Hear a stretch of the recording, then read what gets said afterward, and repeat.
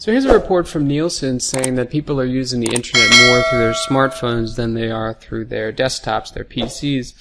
And if you look here in the article, it says that 86% of the usage is coming through apps and only 14% through the web browser on their phones. So it's going to be really important to have a mobile app going forward, and I'm going to show you how to set one of those up at a site called buildfire.com in just a second.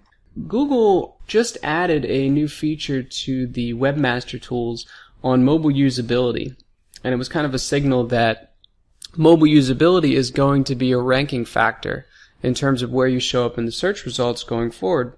And actually Google just launched a mobile-friendly label in the mobile search results. So when you see your website on the list here, it'll have something that says mobile-friendly right before the date and the description of the website. If people see that, they're going to be much more likely to click on it, knowing that they're not going to have to look at very small text and things are going to be hard to click on. It's going to be set up for a mobile device. It'll improve your click-through rate quite a bit. And Google just set up a mobile-friendly test. So you can enter your URL, maybe your home page in here, and you click Analyze, and it'll tell you whether the page is mobile-friendly. So here's the website I was talking about, buildfire.com. And you can either build an app yourself, or you can pay somebody on the site to do it for you. So I'm going to take you through the pricing plans here. There is a free version. It's somewhat limited.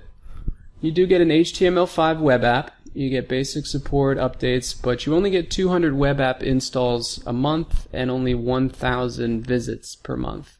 And then you have the $49 a month version, which gets you unlimited visits, unlimited downloads, automatic updates, no setup fees, and they're going to submit your app to all of the app stores. And then the enterprise version if you are an enterprise. And then if you want to do it yourself, there's of course courses on HTML5 apps on Udemy. And I believe there are some free ones here, but you can pay them to do it for you. And I think if you don't have a mobile app in late 2015, you're going to be missing out on a lot of potential customers. So this is definitely an investment you want to make. The number of people who are using the internet on their phones is increasing exponentially. And right now, people are spending 34 minutes on their smartphones on the internet for every 27 minutes on the desktop, and that ratio is only going to increase in favor of mobile phones in late 2015, 2016, and beyond.